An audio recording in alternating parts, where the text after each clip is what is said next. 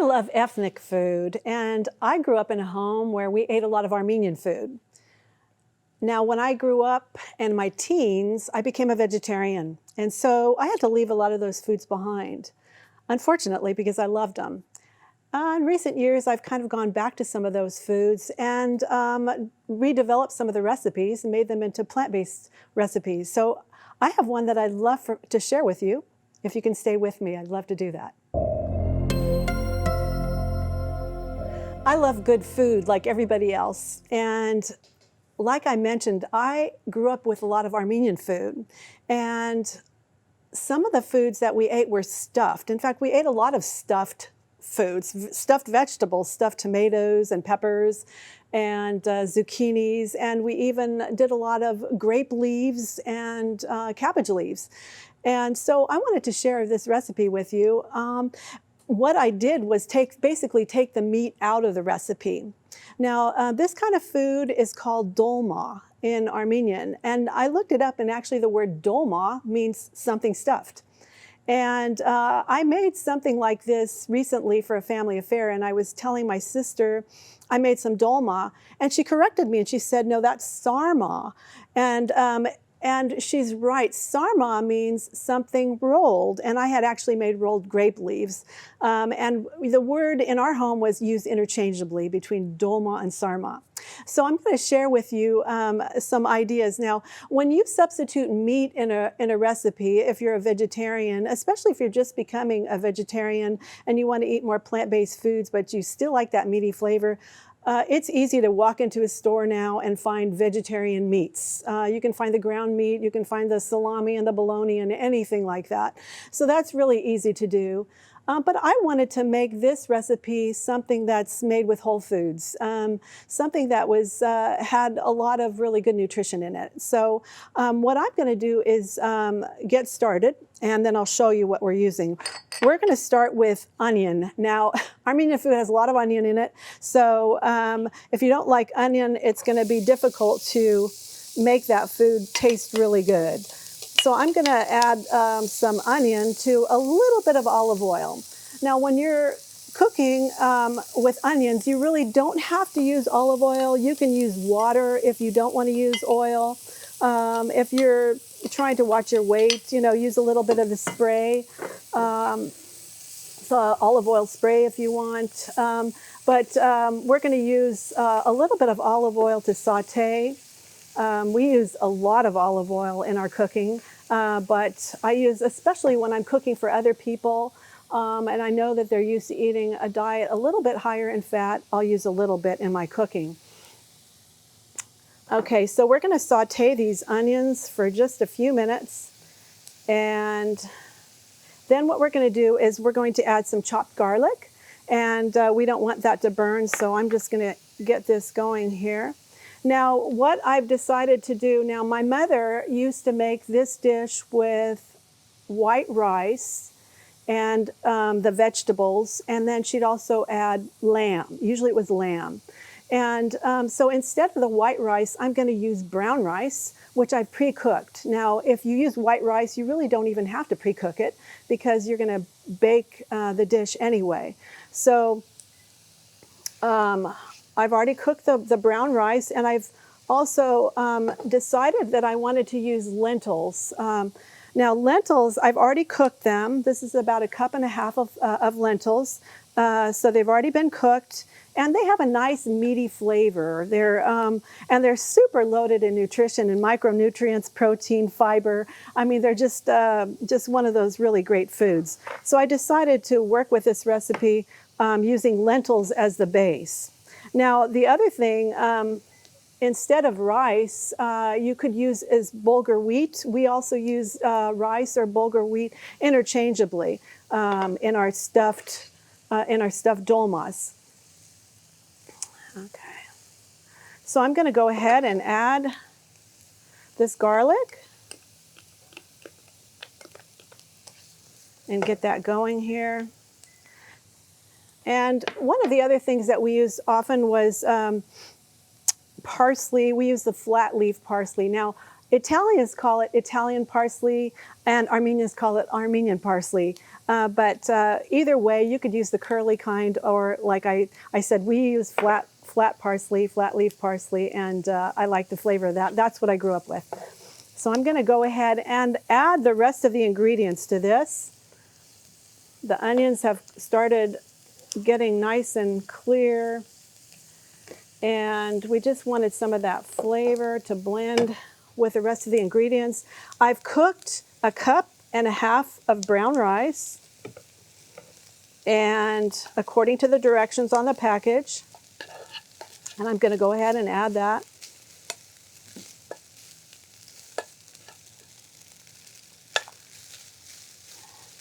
Now, why do I like brown rice rather than the white rice? It's got more fiber. It's got also more of those phytonutrients that are so important for our health.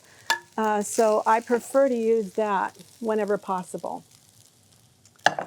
And I'm going to go ahead and add the parsley. We're just going to pretty much throw everything in this pan.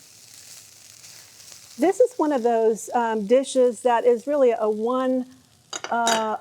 it's kind of a one dish meal. In other words, you really don't have to have anything else with it.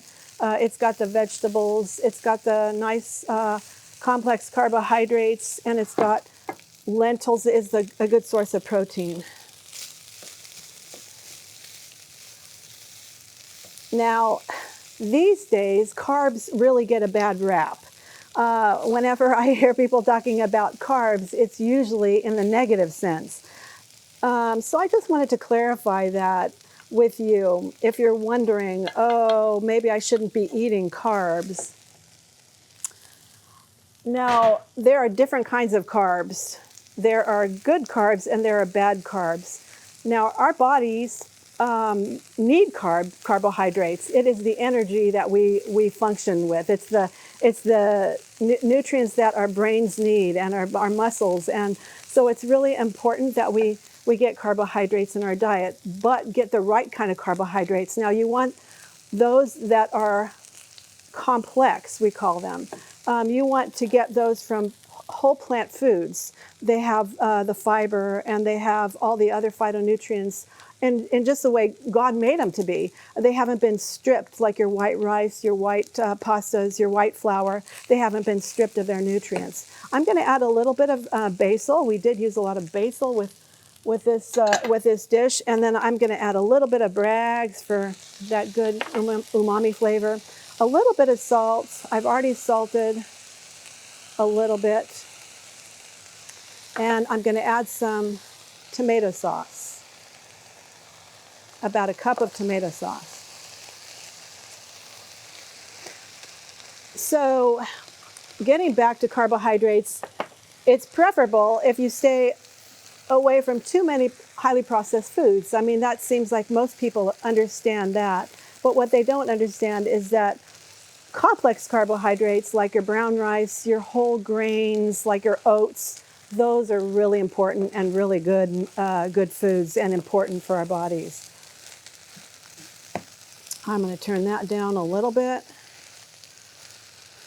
Now what I'm going to do is I'm kind of pressing on this because I want the lentils to release their starch because that'll bring it together for a nice stuffing.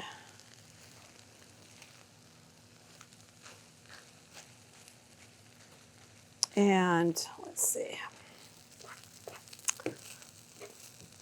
The other recipe I'm going to share with you today, I'm kind of excited about. I went online and I went to one of those probably highly visited websites about cooking and oats in particular. I wanted to make some oatmeal cookies, but I wanted to make them healthier than the ones that you see recipes for everywhere, including eggs and including a lot of oil and things that I don't eat. So let's just, all right, I'm going to add a little bit more tomato sauce. And so basically that is done. And I'm going to shut that off and just mash it up just a little bit more. And then I'm going to let it cool before stuffing the vegetables. I'm going to add just a little bit of water for add a little bit of moisture. It seems a little bit dry. Okay. And if your lentils or your rice is not really cooked really well, it's okay because you're going to be baking this dish anyway. So it's really okay. Okay. Okay, I'm just going to let that sit. And we are going to shift gears here. And I'm going to move over here to another recipe that we're going to show you. And that is the cookie recipe. And what I did was side by side, I'm going to compare the two recipes, the original recipe and the recipe that I've redone. And so you'll get an idea of how to take a recipe and to make it healthier. Now, this recipe called for 1.25 cups of margarine or butter. And I prefer not using that. So what I'm doing is substituting 1 cup of applesauce for the oil. And I'm also, to make that nice rich flavor and a natural source of fat, I am going to add some almond butter. And I did this recipe a couple of times, and I'm going to use 1/2 cup of almond butter. Now, almond butter really is interchangeable with peanut butter. If you don't have almond butter and you like peanuts and you want to use peanut butter, you can do that. It will work fine in this recipe. So I'm just going to mix those two well together. Like I said, it's a natural source of heart-healthy fat. It gives it a nice, rich flavor, and a great source, great substitute for oil. So we've got some nice moisture going here, some nice healthy fat. All right. And then to that, the recipe calls for actually 1.25 cups of sugars. And so instead of that sugar, it calls for brown sugar, 3/4 cup, and 1/2 cup of regular sugar. I'm actually going to use honey, and you can use, if you don't want to use honey, you could use maple syrup.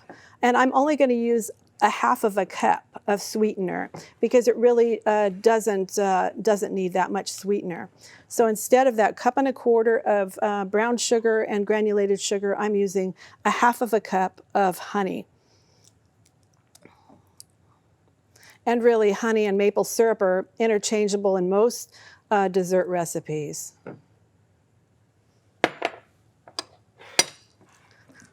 All right.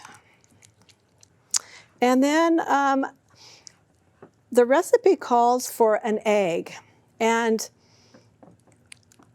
I don't use eggs in my cooking, so I usually use flax eggs.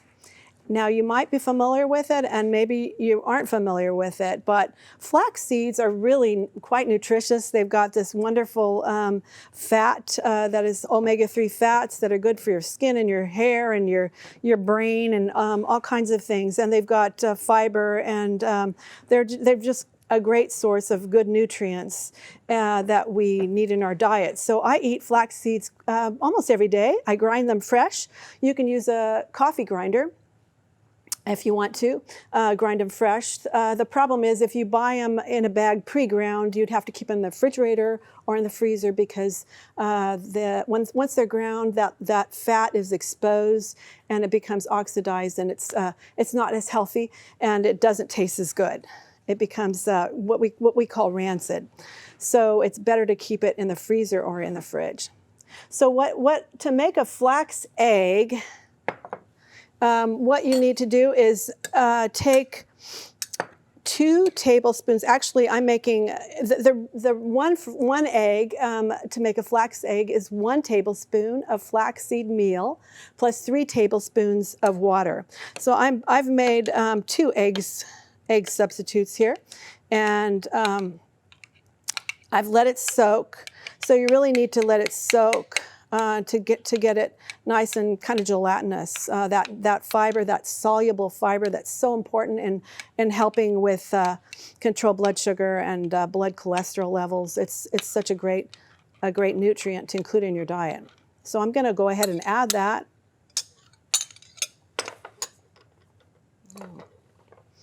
And mix that in.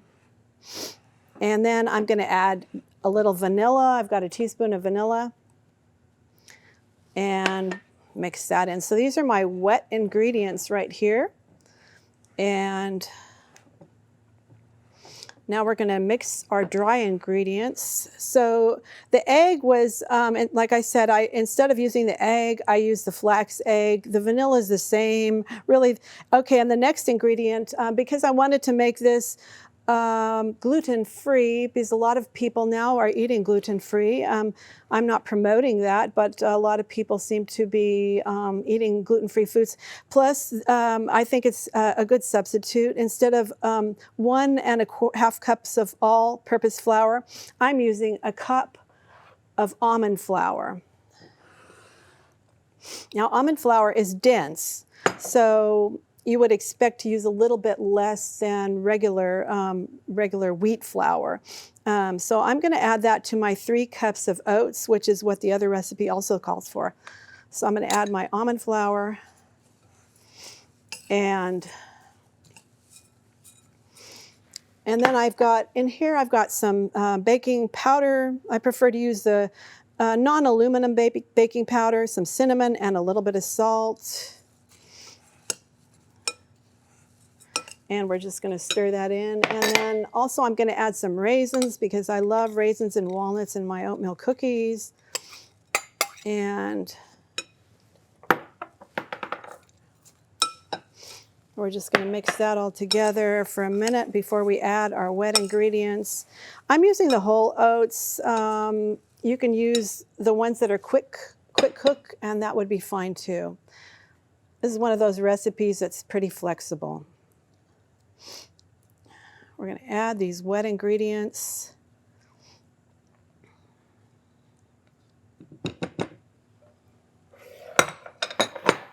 And mix that in. And if you have time, you can let this just sit for a little bit and the oats absorb the liquid. If you're in a press for time, you could make them right away.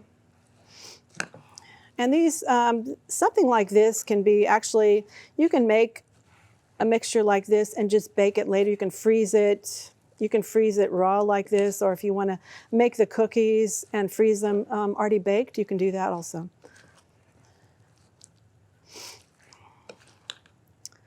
And get all that mixed in nicely.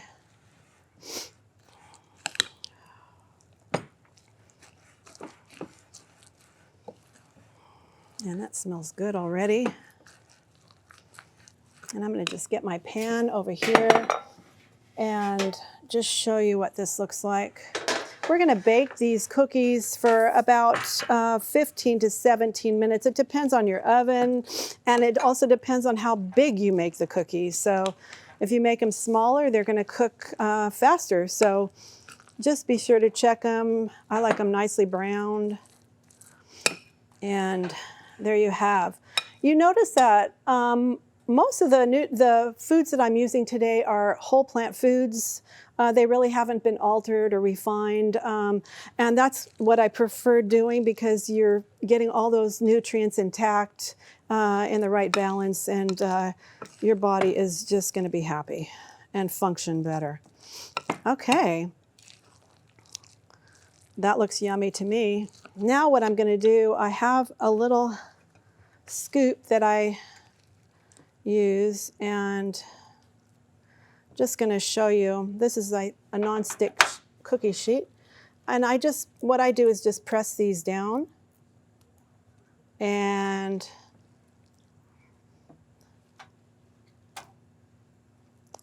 make them like that. You can make them, like I said, you can make them smaller if you want, or bigger. That is about the size that I like. It's probably about 1/4 cup.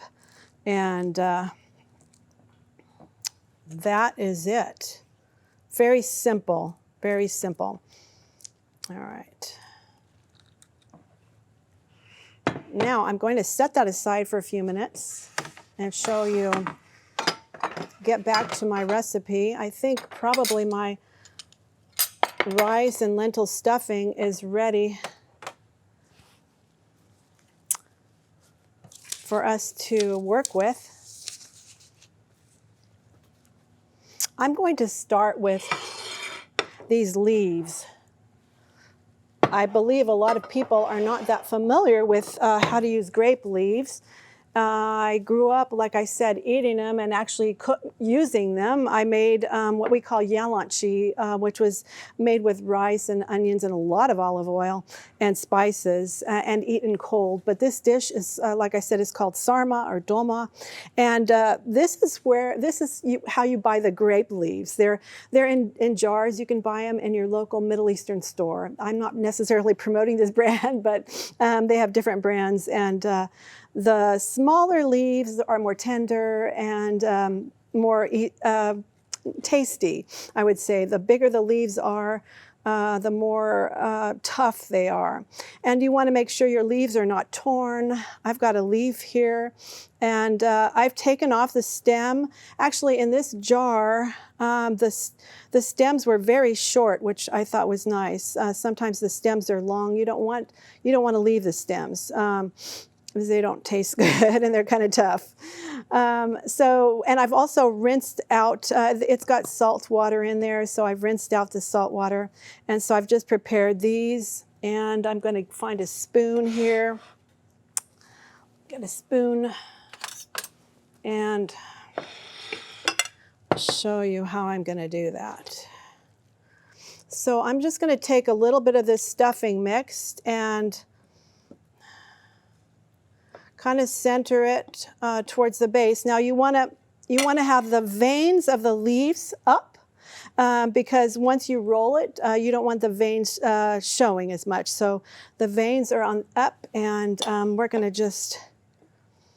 just going to roll it out like this. And there you have it. That wasn't perfect, but it was good enough. And I'll do one more and show you one more. So we're going to, it's kind of like a burrito. One of our crew here said that today. Yeah, it's rolled kind of like a burrito. So these are nice. These leaves are nice and small. If you take your time and roll them nicely, they look really pretty. So that's what they look like. And I'm just putting them in a baking sheet, in a baking pans. And what we're going to do is just bake them with a little tomato sauce and water, and serve them hot. And then the other thing I'm going to do is stuff these vegetables. You see, I've hollowed out some vegetables. I've taken tomatoes, and I've taken peppers, and we're just going to fill those with this stuffing mix and bake it. It takes, it takes about 45 minutes to an hour to bake these off.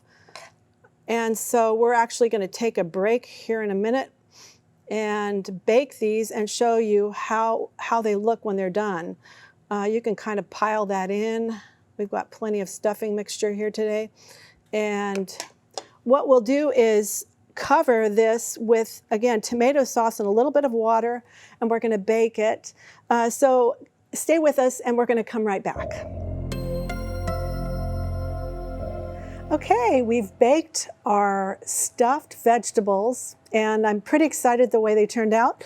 I added a little bit of vegan cheese to them to make them look nice, but you don't have to do that. And it took about an hour to bake. I bake it for about 45 minutes at 375, covered, and then I remove the cover and then bake it another 15 minutes or so with the cheese on it, and it browns it nicely. Let's see how it looks, this is the pepper. I think it looks pretty yummy. And let's put a couple of these nice zucchinis. And again, this really is a meal you don't have to add anything to. Maybe a little salad if you want to. And these are our grape leaves, and you could add a little bit of tomato sauce to that. And there you have it. Stuffed vegetables, Armenian style, plant-based, without all that saturated fat, cholesterol that comes with the original meat dish. I'm going to add a little sauce to this because there's tomato sauce. I did cover the whole dish with tomato sauce and a little bit of water. And that should moisten it really nicely. And then we have our cookies right here. And the cookies, I've shared them with some of the staff here and they like them. And what I found is if you freeze them, because you can freeze them already baked, we actually rebaked them and freshened them up a little bit, and I think that added a lot.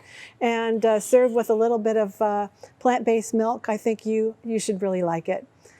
And so I hope you try these recipes and let us know how you like them. And we're so glad you stayed with us through the whole thing. And I wish you well.